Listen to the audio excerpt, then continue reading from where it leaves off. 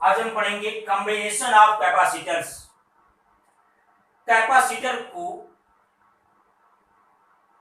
का कॉम्बिनेशन दो प्रकार से होता है, एक होता है सीरीज में और एक होता है पैरेलल। पहले हम सीरीज को देखें। मान ले तीन कैपेसिटर हैं, इनके कैपेसिटेंस C1 है, C2 है, C3 है।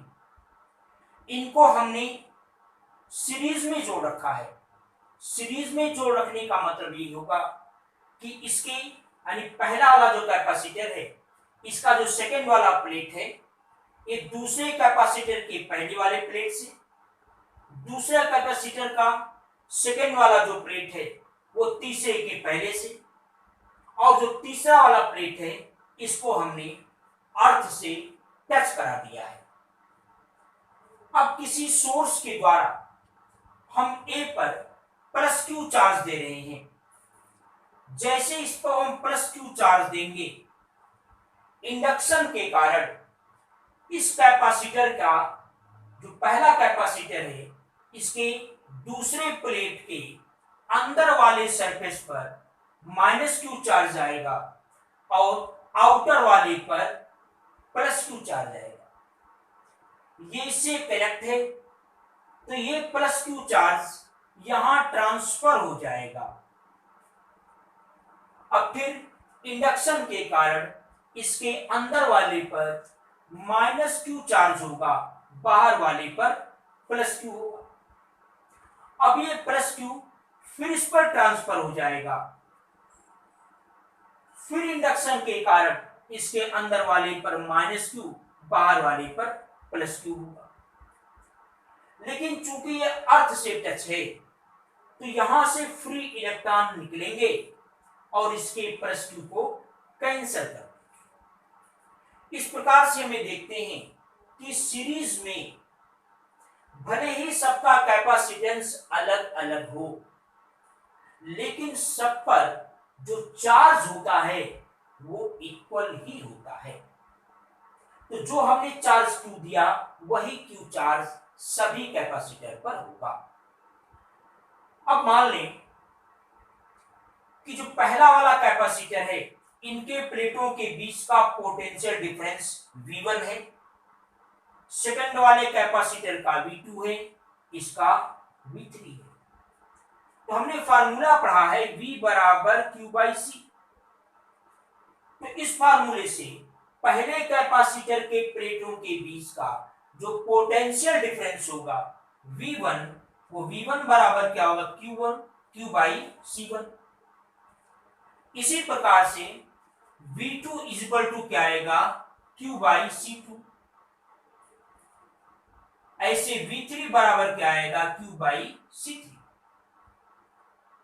अगर ये मान लें कि तीनों का इक्विवेलेंट अगर कैपिटल C है, इक्विवेलेंट कैपेसिटेंस का मतलब है जैसे हमने यहां पर तीनों को कुल मिलाकर के Q चार्ज दिया है और टोटल मान लो यहां से यहां तक के बीच का जो पोटेंशियल डिफरेंस है वो V मिल रहा है। V यहां से यहां तक का V मिल रहा है, यानी A व B के बीच का जो पोटेंशियल डिफरेंस है वो V है। अगर इन तीनों के स्थान पर एक सिंगल ऐसा कैपेसिटर ले लें कि इसको भी Q चार्ज देने पर इसके प्लेटों के बीच का भी पोटेंशियल डिफरेंस अगर V हो जाए तो ये कैपेसिटर इन तीनों का इक्विवेलेंट कहलाएगा।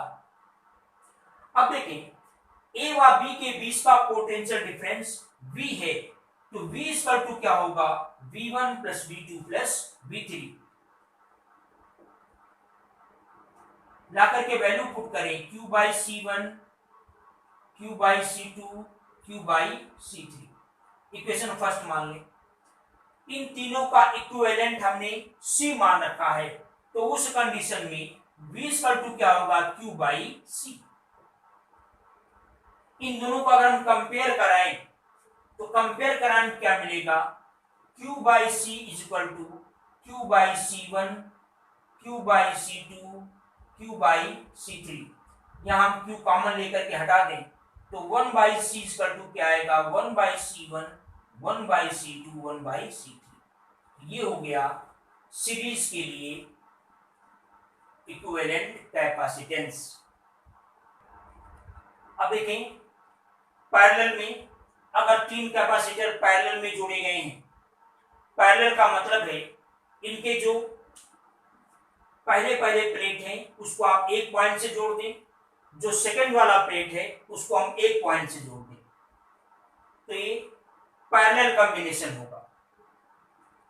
मान लें हम पॉइंट ए से किसी सोर्स के द्वारा हम इसको प्लस क्यू चार्ज दे रहे हैं।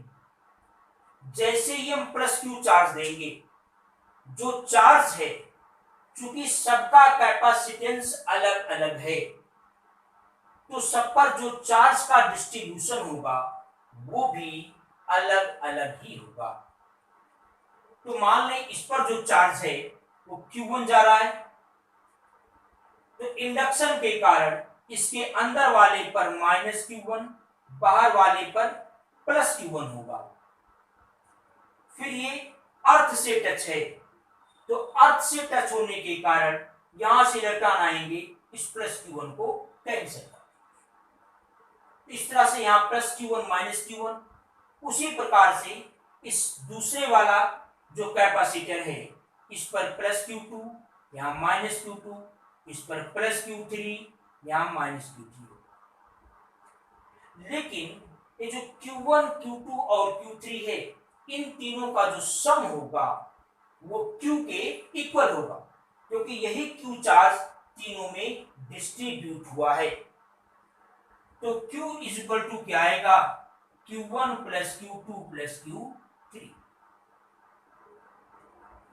इक्वेशन फर्स्ट मान लीजिए। अब देखिए ये जो तीनों कैपेसिटर हैं इनका A व B पॉइंट कॉमन है, यानी सभी के पहले प्लेट A से और दूसरे प्लेट B से जोड़े गए हैं। तो इस कारण से इनका जो पोटेंशियल डिफरेंस होगा वो इक्वल होगा। तो मान लें A व B के बीच का जो पोटेंशियल डिफरेंस है अगर वो V है, कैपिटल V, तो इस फार्मूले से Q equal to C into V, Q1 is equal to आएगा C1V, ऐसे Q2 इक्वल टू क्या आएगा C2 इंटू V, क्योंकि V तो सबका इक्वल है। इसी प्रकार Q3 इक्वल टू क्या आएगा C3V।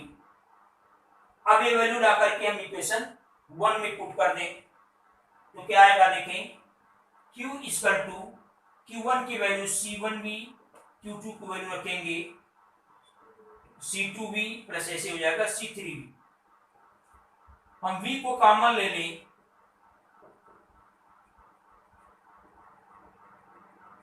तो ये आ गया, इतना आ गया। अगर हम इनका इक्विवेलेंट कैपिटल C मान लें तो उस कंडीशन में Q इक्वल टू क्या आएगा C इंटू V। इन दोनों को अगर हम कंपेयर कराएं तो हम देख सकते हैं कि C इक्वल टू क्या मिलेगा, C1 plus C2 plus C3। इस प्रकार से ये पैरेलल में अगर जोड़ा जाए किसी कैपेसिटर को तो इनका जो इक्विवेलेंट है वो इतना आएगा। अब इसके बाद का जो रीडिंग है वो आप नेक्स्ट वीडियो में देखेंगे।